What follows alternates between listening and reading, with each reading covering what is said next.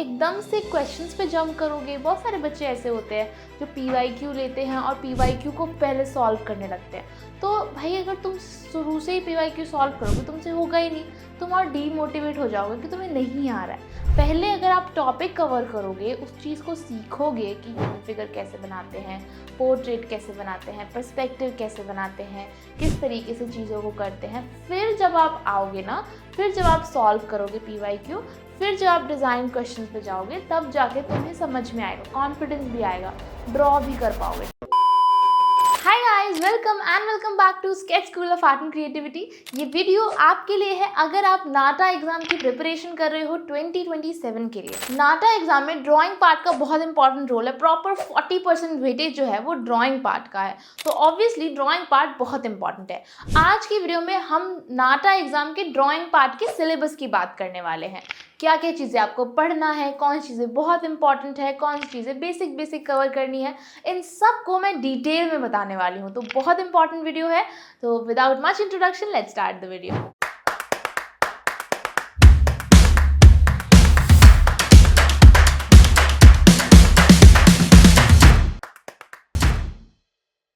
सबसे पहले हम बेसिक नाटा एग्जाम के पैटर्न को समझ लेते हैं कि कितना पार्ट जो है वो ड्राइंग आता है।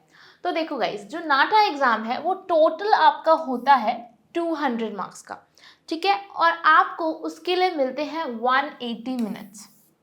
सो 180 मिनट्स मतलब आपको मिलेंगे 3 घंटे का आपका एग्जाम होगा। उसके बाद जो आपका पार्ट ए है वो बेसिकली ड्राइंग पार्ट होता है, मतलब पहले आपका ड्राइंग का एग्जाम होता है, और जो ड्राइंग का एग्जाम है ना वो आपका 80 मार्क्स का होता है और उसके लिए आपको 90 मिनट्स मिलते हैं, ठीक है।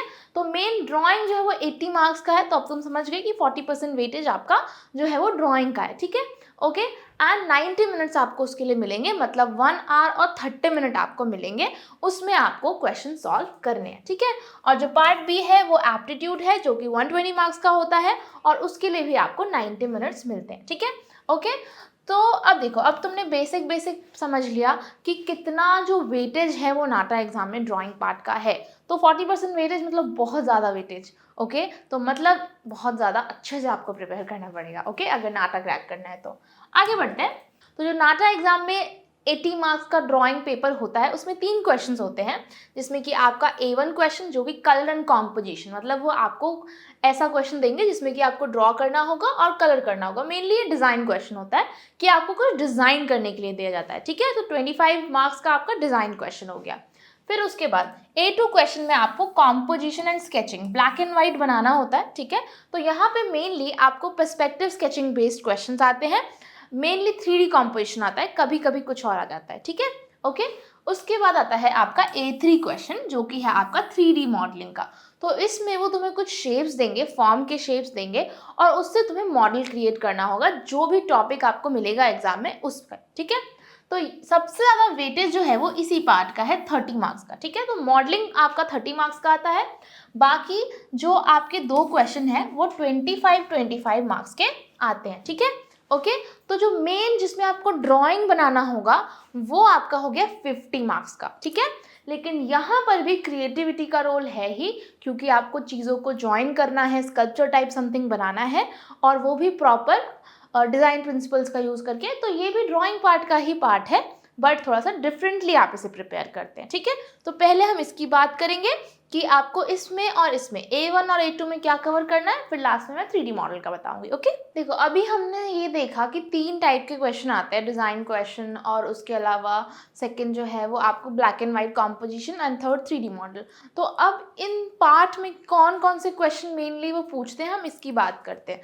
तो यहाँ पे अगर आप देखते हो तो आपको डिज़ाइन क्वेश्चन में वो क्या क्या चीज़ें दे सकते हैं। डिज़ाइन क्वेश्चन में वो आपको दे सकते हैं बैकड्रॉप बनाने के लिए, ठीक है, ग्राफिक बहुत बार आता है, इस बार बहुत बार ग्राफिक डिज़ाइन आया, ठीक है। टी शर्ट, कभी कभी टी शर्ट डिज़ाइन देते हैं, बेडशीट डिज़ाइन, लोगो design, signage design, 2D composition, poster design, ठीक है, और क्यूबिज्म टाइप समथिंग, ठीक है, म्यूरल डिज़ाइन हो गया, स्टैम्प डिज़ाइन हो गया। इसमें जो मोस्ट बहुत बार बहुत रिपीटेड वाले हैं वो कौन से हैं, जो बहुत ज़्यादा रिपीटेड वाले हैं वो आपके हैं सबसे ज़्यादा, तो आपका लोगो डिज़ाइन आता है। लोगो डिज़ाइन ये सबसे ज़्यादा टाइम आता है, हर बार, मतलब हर ईयर सबसे ज़्यादा आपका लोगो डिज़ाइन आता है, ठीक है।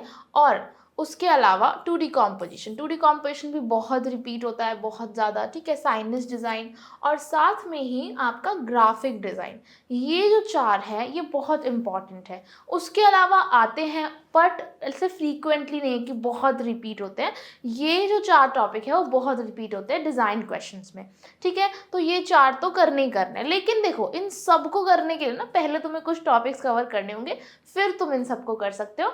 ऐसा नहीं कि आप एक एक करके सबको कवर करते हो, पहले आप proper overall design topic cover करते हो, उसके बाद फिर आप अलग अलग टाइप के क्वेश्चंस को प्रैक्टिस करते हो, ठीक है। ओके, फिर आता है आपका सेकंड A2 क्वेश्चन। तो वहाँ पे आपको 3D कॉम्पोजिशन पूछा जाएगा या फिर आपको कोई भी सीन बनाने के लिए दिया जा सकता है। तो ये बहुत रेयर, मतलब एक अटेम्प्ट में आ गया ऐसा होता है, ठीक है, बट ये सबसे ज़्यादा आता है, ठीक है, 3D कॉम्पोजिशन। ओके, इसके अलावा 1-2 अटेम्प्ट में आपको हैंड बनाने के लिए भी आया था, यहाँ पे मेंशन नहीं किया है मैंने क्योंकि बहुत कम आता है, लेकिन पिछले साल और पिछले से पिछले साल दोनों ही ईयर हैंड बनाने के लिए आया था। मतलब वो बोलेंगे कि एक हाथ बनाना है, उसमें उसने फ्लावर होल्ड कर रखा है, या फिर एक हाथ बनाना है, कार्ड होल्ड कर रखा है, इस तरीके के क्वेश्चंस आते हैं। तो हमें इस चीज़ का भी ध्यान रखना है, ठीक है। उसके अलावा आता है आपका 3D मॉडलिंग, तो इसके बारे में तो मैंने तुम्हें बताया ही, ठीक है। चलो आगे बढ़ते हैं। अब तो ये हो गया कि किस टाइप के क्वेश्चन आते हैं। अब हम बात करेंगे कि पढ़ना क्या है, आपको इन सब के लिए क्या टॉपिक्स कवर करने हैं, मेन हम टॉपिक की बात करेंगे, ठीक है। तो टॉपिक में आपको जो कवर करना है वो सबसे पहले फंडामेंटल्स, तो आपके बेसिक ह्यूमन फिगर हो गए, बेसिक पोर्ट्रेट हो गया, पर्सपेक्टिव स्केचिंग हो गई, logo design, signage design, design principle, colour theory, design questions, ये सब चीज़ें, ठीक है। ओके, ये आपको कवर करना है। तो एक एक करके हम सारे टॉपिक्स की बात करते हैं ताकि आपको समझ में आ जाए, ठीक है। सबसे पहले basic human figure and basic portrait. तो अब तुम सोच रहे हो कि डिज़ाइन ही करना है ऑलमोस्ट और 3D कॉम्पोजिशन ही बनाने हैं, तो बेसिक ह्यूमन फिगर और बेसिक पोर्ट्रेट क्यों करना है। देखो, सबसे पहली चीज़ कि नाटा एग्ज़ाम जो है वो बहुत अनप्रिडिक्टेबल है, ठीक है। तो मतलब नाटा एग्ज़ाम कभी भी कुछ भी पूछ सकता है, ओके। तो इसलिए आपको एटलीस्ट बेसिक, मैंने डिटेल नहीं लिखा है क्योंकि डिटेल की कोई ज़रूरत नहीं है, ओके, बट एटलीस्ट आपको बेसिक ह्यूमन फिगर और बेसिक पोर्ट्रेट आने चाहिए कि अगर आपको कभी सीन बनाने के लिए आए, मतलब memory drawing I, something like this, कि आपको बोला गया कि एक इंटीरियर एग्जीबिशन हॉल बनाओ, उसमें ये है ये है ये है, या फिर कुछ नहीं भी दिया गया फिर भी आपको उसमें ह्यूमंस बनाने होंगे, और अगर कोई क्लोज से चीज़ बना रहे हो तो आपको फेसेस भी बनाने होंगे, है ना। या फिर इसके अलावा चलो आप सीन मेकिंग में भी नहीं कर रहे हो, आपको नहीं आई सीन मेकिंग, नहीं आई एग्जाम में, बट जो डिज़ाइन क्वेश्चंस आते हैं, डिज़ाइन क्वेश्चन में अगर लेट्स सपोज कि क्वेश्चन आया कि म्यूरल डिज़ाइन बनाना है, तो म्यूरल डिज़ाइन में अगर तुम किसी का फेस बनाना चाहते हो या फिर किसी ह्यूमन को बनाना चाहते हो, तो अगर तुम्हें बनाना आएगा ही नहीं तो कैसे बनाओगे। इसीलिए मैं कह रही हूँ कि बेसिक ह्यूमन और बेसिक पोर्ट्रेट आपको कवर करना है नाटा एग्ज़ाम के लिए भी, तो इसको आपको स्किप नहीं करना है, ठीक है। हाँ, अगर तुम बहुत लेट जाके प्रिपेयर करोगे तो फिर आपको इंपॉर्टेंट टॉपिक पे ध्यान देना चाहिए, लेकिन अभी तुम्हारे पास टाइम है, अगर तुम 2027 के लिए प्रिपेयर कर रहे हो तो ऑब्वियसली आपको ये सीखना चाहिए, ठीक है। और अगर नहीं कर रहे हो पर तुमने सोचा है कि करना ही है मुझे, तो अभी स्टार्ट कर दो, क्योंकि ड्राइंग पार्ट को इम्प्रूव करने में टाइम लगता है। अगर आप टाइम नहीं दोगे तो आपकी ड्राइंग इम्प्रूव नहीं होगी, वैसी की वैसी ही रह जाएगी। अभी से तुम स्टार्ट करोगे तो इम्प्रूव हो जाएगी, और एक अच्छी ड्राइंग बहुत इंपॉर्टेंट है नाटा एग्जाम के लिए। अगर तुम्हारी ड्राइंग अच्छी भी है स्टिल आपको शुरू करना चाहिए, क्योंकि देखो क्या होता है ना कि नाटा में किस टाइप के क्वेश्चन आते हैं, नाटा के टाइप्स के क्वेश्चन आपको सॉल्व करने होते हैं, और आपको पर्सपेक्टिव स्केचिंग सीखनी होती है, तो उस सब के लिए भी आपको स्टार्ट करना चाहिए, ठीक है। ओके, चलो, तो अब पोर्ट्रेट और ह्यूमन फिगर कर लिया तुमने, उसके बाद नेक्स्ट टॉपिक क्या करना है।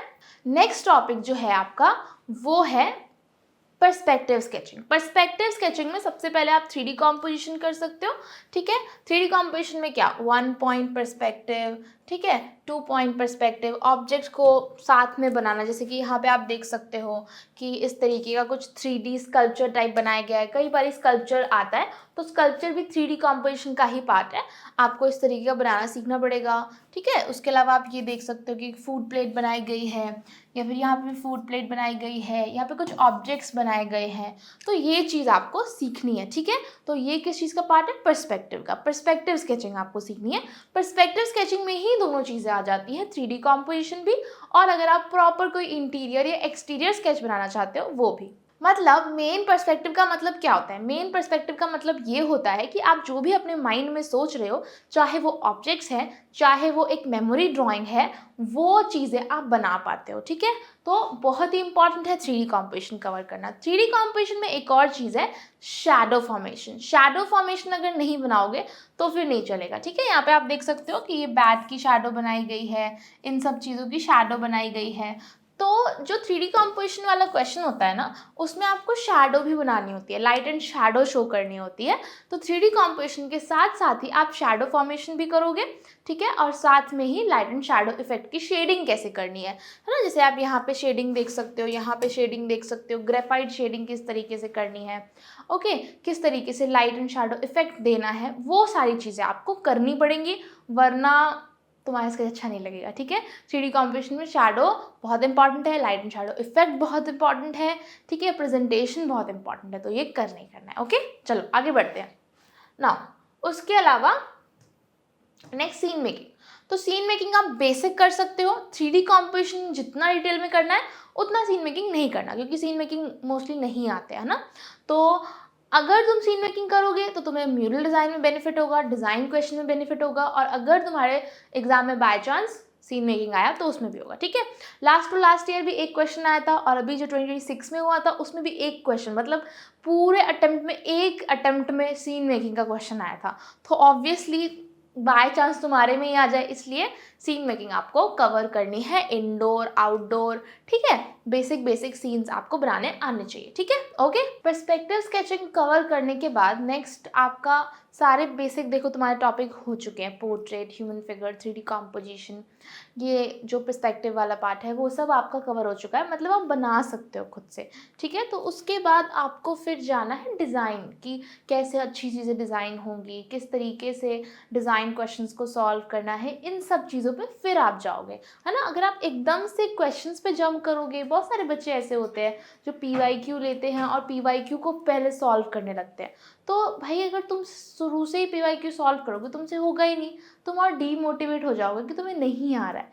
पहले अगर आप टॉपिक कवर करोगे, उस चीज़ को सीखोगे कि ह्यूमन फिगर कैसे बनाते हैं, पोर्ट्रेट कैसे बनाते हैं, पर्सपेक्टिव कैसे बनाते हैं, किस तरीके से चीज़ों को करते हैं, फिर जब आप आओगे ना, फिर जब आप सॉल्व करोगे PYQ, फिर जब आप डिज़ाइन क्वेश्चंस पे जाओगे, तब जाके तुम्हें समझ में आएगा, कॉन्फिडेंस भी आएगा, ड्रॉ भी कर पाओगे, ठीक है? तो स्टेप बाय स्टेप चीज़ें करनी है, ठीक है? आपको एकदम से जंप नहीं करना है, ओके? तो पहले ह्यूमन फिगर, मतलब ह्यूमन फिगर पोर्ट्रेट का बेसिक, ठीक है? उसके बाद पर्सपेक्टिव, उसके बाद फिर चीज़ें, अदर चीज़ें, ठीक है? ओके? एंड ऐसा नहीं होता है कि सारे टॉपिक आपको बस कवर करने हैं, आपको अच्छे से बनाने सीखने हैं, ठीक है? प्रॉपर प्रैक्टिस करनी है, खुद को एनालाइज करना है, करेक्शन करवाना है। ड्राइंग पार्ट में करेक्शन बहुत इंपॉर्टेंट होता है, जिससे कि तुम सीखते हो, इम्प्रूव करते हो, ठीक है? इम्प्रूवमेंट बहुत इंपॉर्टेंट है। हमारे चैनल पे भी मैंने बहुत सारी वीडियोस बनाई हैं जिसमें कि मैंने बताया है कि स्टूडेंट्स ने किस तरीके से इम्प्रूव किया, ठीक है? किस तरीके से उन्होंने अच्छा स्केच को स्विच किया। तो कैसे करते हैं वो, एकदम से एक रात में तो नहीं होता है ना, वो प्रॉपर वो धीरे धीरे धीरे धीरे करके इम्प्रूव करते हैं। तो अगर तुम बहुत बाद में ड्राइंग बनाना स्टार्ट करोगे तो फिर नहीं चलेगा, है ना? आपको ड्राइंग की प्रिपरेशन पहले से शुरू करनी है, ओके? क्या कर सकते हो, अगर तुम प्रॉपर नाटा एग्जाम की प्रिपरेशन करना चाहते हो तो आप SSC की फ्री डेमो क्लास बुक कर सकते हो। नीचे नंबर तुम्हें दिख रहा है, वहाँ पे कॉल करो, व्हाट्सएप करो, ठीक है? अपनी फ्री डेमो क्लास बुक कर लो, ओके? इसके अलावा आप वेबसाइट पे भी जा सकते हो। वेबसाइट पे जाने के लिए डिस्क्रिप्शन में आपको वेबसाइट का लिंक मिलेगा, आप वेबसाइट पे जाना, सामने ही आपको book a free demo class का बटन दिख रहा है, इस पे आप क्लिक करना, ठीक है? अपनी सारी डिटेल्स फिल कर देना और सबमिट कर देना, ठीक है? आपकी फ्री डेमो क्लास बुक हो जाएगी, ओके?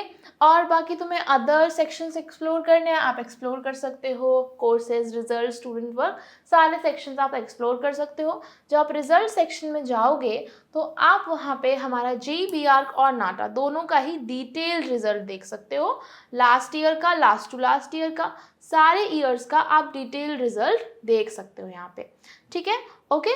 और गाइस इसके अलावा अगर तुम्हें अभी बेसिक स्टार्ट करना है तो आप क्या कर सकते हो, मतलब खुद से ही प्रिपेयर करना, आपको ज्वाइन नहीं करना तो भी आप प्रिपेयर कर सकते हो, शुरू कर सकते हो। हमारे चैनल पे ना कॉन्सेप्ट वीडियोस हैं ड्राइंग की, आप जब जाओगे प्लेलिस्ट सेक्शन में आपको ड्राइंग कॉन्सेप्ट वीडियो करके आपको प्लेलिस्ट मिलेगी, उसमें जाके आप वन शॉट कॉन्सेप्ट वीडियो देख सकते हो। उसके अलावा आप डिटेल्ड कॉन्सेप्ट वीडियो देख सकते हो। पोर्ट्रेट का मैंने प्रॉपर बना रखा है, ह्यूमन फिगर का बना रखा है, पर्सपेक्टिव का हमारे चैनल पे वन शॉट कॉन्सेप्ट वीडियो है। तो ऑब्वियसली बहुत सारा कंटेंट है तुम्हारे लिए प्रिपेयर करने के लिए। तो अगर तुम करना चाहते हो प्रिपेयर तो स्टार्ट करो, ठीक है। ओके, चलो अभी हम वीडियो में आगे चलते हैं। तो अभी हमने पर्सपेक्टिव तक बात कर ली थी कि ह्यूमन फिगर, पोर्ट्रेट, पर्सपेक्टिव आपको करना है। उसके अलावा डिजाइन प्रिंसिपल भी करना है। डिजाइन प्रिंसिपल क्यों करना है? डिजाइन प्रिंसिपल आपको इसलिए करने हैं क्योंकि डिजाइन प्रिंसिपल से आप अपने डिजाइन को अच्छा बना सकते हो। डिजाइन को बैलेंस, कॉन्ट्रास्ट, एम्फेसिस, रिदम सारी चीजें यूज करके आप उसे और अच्छा बना सकते हो, ठीक है। जैसे कि यहाँ पे आप दोनों जो सोल्यूशन देख पा रहे हो, दोनों ही सोल्यूशन जो है, एक आपका म्यूरल डिजाइन है और जो नीचे वाला है वो बैकड्रॉप है। तो दोनों में ही आप देख सकते हो किस तरीके से एलिमेंट्स को प्लेस करा गया है, कि प्रॉपर प्लेसमेंट लग रही है, अलाइनमेंट भी लग रही है, जो मेन चीज़ है हैंड है उस पर फोकस भी दिख रहा है। तो ये सारी चीज़ें कैसे हो रही है? डिज़ाइन प्रिंसिपल्स का यूज़ करके हो रही है। तो ऑब्वियसली आपको डिज़ाइन प्रिंसिपल्स कवर करने हैं, ठीक है। उसके अलावा आपको करना है कलर थ्योरी। कलर थ्योरी भी बहुत ज़रूरी होती है कि आप कौन से कलर्स को साथ में यूज़ करोगे, कौन से क्वेश्चन में कौन सा कलर यूज़ करोगे, किस तरीके से आप कलर्स का इस्तेमाल करोगे, ये चीज़ें आपको करनी है, ठीक है। ओके, तो कलर थ्योरी बहुत ज़रूरी है, कर लेना ज़रूर, ठीक है। उसके बाद जो आपने डिज़ाइन प्रिंसिपल और कलर थ्योरी कर लिया, उसके बाद फिर आप बाकी के टॉपिक्स पे जा सकते हो जो मैंने डिज़ाइन क्वेश्चंस बताए थे ना, वो कि लोगो design, signage design, mural design और बाकी के डिज़ाइन सब आप एक एक करके कवर कर सकते हो, ठीक। लोगो डिज़ाइन ये देख सकते हो आप, कुछ इस तरीके का ब्रांड को प्रेजेंट करता है। साइनेज डिज़ाइन सिंबल, डायरेक्शन दिखाने के लिए ये चीज़ें आप सॉल्व कर सकते हो। हाँ, आपको जब आप एक एक टॉपिक पिक करोगे तो आपको उसका पर्पस समझना पड़ेगा, उस हिसाब से डिज़ाइन प्रिंसिपल को अप्लाई करना पड़ेगा, उस हिसाब से उसे ड्रॉ करना पड़ेगा, उस हिसाब से उसमें कलर ऐड करने पड़ेंगे, ठीक है। लेकिन एक बार डिज़ाइन प्रिंसिपल और कलर थ्योरी कर लिया तो ये सारी चीज़ें आप आराम से कर लोगे, ठीक है। उसके अलावा और कौन से टॉपिक्स आपको कवर करना है? 2D composition. 2D कॉम्पोजिशन बहुत इंपॉर्टेंट टॉपिक है, मैंने बताया भी था। देखो, ये बेसिक शेप का 2D कॉम्पोजिशन है। बहुत बार बेसिक शेप का आता है, बट नाटा में अलग टाइप का भी आता है। जैसे कि एक क्वेश्चन ये आया था कि फ्रॉग के 2D शेप को यूज़ करके 2D कॉम्पोजिशन बनाना है। अब सोचो कि ये कितना यूनिक क्वेश्चन है, आप इसमें क्या बनाएंगे? तो ये फ्रॉग का देख सकते हो आप, 2D शेप्स हैं और फिर उस हिसाब से कलर करा गया है। तो इस तरीके का कुछ आपको बनाना था, ठीक है। ओके, उसके अलावा यहाँ पर देख सकते हो आप, क्यूबिज्म से इंस्पिरेशन लेके आपको 2D कॉम्पोजिशन बनाना था। तो यहाँ पे भी 2D शेप्स हैं बट वो एक 3D इफेक्ट दे रहे हैं। तो क्यूबिज्म का मतलब ही यही होता है। ओके, तो अलग अलग टाइप के आपको 2D कॉम्पोजिशन प्रैक्टिस करने होंगे रूल्स फॉलो करके, जिससे कि आप एक अच्छा 2D कॉम्पोजिशन बना पाओगे। देखो, 2D कॉम्पोजिशन एक ऐसा टॉपिक है कि बच्चों को ड्राइंग जिनको आती हुई है उनके लिए भी 2D कॉम्पोजिशन बहुत डिफिकल्ट जाता है, क्योंकि उन्होंने कभी किया नहीं होता है, क्योंकि वो डिज़ाइन से रिलेटेड टॉपिक है कि कैसे शेप्स को साथ में लाना है कि वो बने भी, अच्छा भी दिखे, प्रेजेंटेशन भी अच्छी हो। तो इसीलिए 2D कॉम्पोजिशन के लिए प्रॉपर आपको डिज़ाइन प्रिंसिपल पढ़ने पड़ते हैं और साथ में ही रूल्स पढ़ने पड़ते हैं। फिर आप प्रैक्टिस करते हो, फिर आप करेक्शन करवाते हो, तब जाके फिर अच्छा 2D कॉम्पोजिशन बनता है, वरना तो नहीं बन पाता। फिर नेक्स्ट है आपका टी शर्ट, ग्राफिक, बेडशीट और अदर टाइप्स ऑफ डिज़ाइन। मैंने जैसे बोले थे वो सारे डिज़ाइन, ठीक है। जैसे कि ये वाला जो डिज़ाइन है ये टी शर्ट डिज़ाइन के लिए दिया गया था आपको, ठीक है। ओके, कि एक नेशनल स्पेलिंग बी कंपटीशन है, तो उसके लिए आपको डिज़ाइन करना है टी शर्ट। तो टी शर्ट के लिए ये ग्राफिक हो गया, ठीक है। यहाँ पे पोस्टर डिज़ाइन दिया गया था सेव वाटर पे, वो दिया गया है। उसके अलावा ये भी आपका टी शर्ट डिज़ाइन ही है, म्यूज़िक से इंस्पायर्ड था, तो कुछ इस तरीके का डिज़ाइन बनाया गया। तो बहुत अलग तरह के क्वेश्चन आ सकते हैं डिज़ाइन में, कुछ भी डिज़ाइन करने के लिए मिल सकता है। बस डिज़ाइन प्रिंसिपल, कलर थ्योरी करो और क्वेश्चन को समझ के उसको इम्प्लीमेंट करना सीखना पड़ेगा, ठीक है। ओके, फिर यहाँ पे नेक्स्ट हम देख सकते हैं सेल्फी बूथ आपका, ओके, या फिर बैकड्रॉप डिज़ाइन और साथ में ही स्टैम्प डिज़ाइन। तो ये आप देख सकते हो, ये स्टैम्प है, ये स्टैम्प है, साथ में ही ये बैकड्रॉप है और यहाँ पर ये वाला मैंने बताया ही था कि टी शर्ट था और ये वाला आपका स्टैम्प डिज़ाइन हो गया, ठीक है। ओके, तो ये भी आपको बनाना है बेसिक, ठीक है। ओके, नाउ गाइस, ऑलमोस्ट मैंने तुम्हें बता दिया है डिज़ाइन क्वेश्चन की कितने टाइप ऑफ तुम्हें ये सब कवर करने के बाद प्रैक्टिस करने, ठीक है। अब देखो, आपका A1 क्वेश्चन हो गया, A2 क्वेश्चन भी हो गया, दोनों हो गया। अब लास्ट हमको A3 क्वेश्चन की बात करनी है, जो कि है 3D मॉडल। ओके, तो 3D मॉडल में देखो वही है कि आपको डिज़ाइन प्रिंसिपल ही कवर करना होता है और 3D मॉडल का हम किट देते हैं बच्चों को जो ज्वाइन करते हैं। और वो लोग इस तरीके से प्रैक्टिस करते हैं एक एक डिज़ाइन प्रिंसिपल को, उसको बना के प्रैक्टिस करते हैं, फिर करेक्शन करवाते हैं, फिर प्रैक्टिस करते हैं।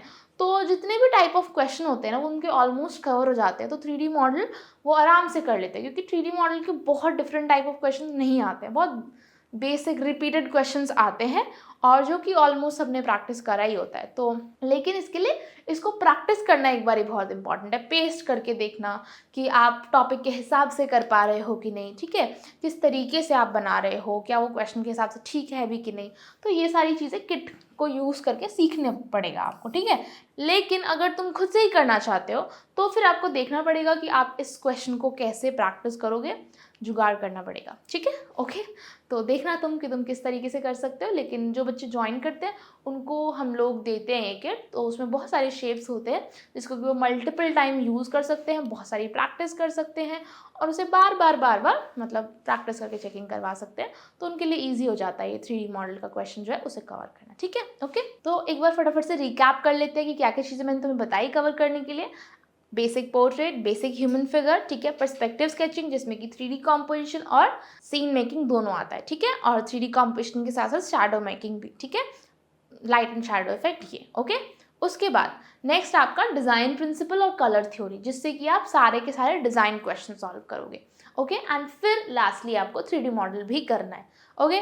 तो सबसे पहले बेसिक से स्टार्ट करना, फिर प्रॉपर सारे बेसिक्स होने के बाद सारे क्वेश्चन सॉल्व करना और इम्प्रूव करना, ठीक है।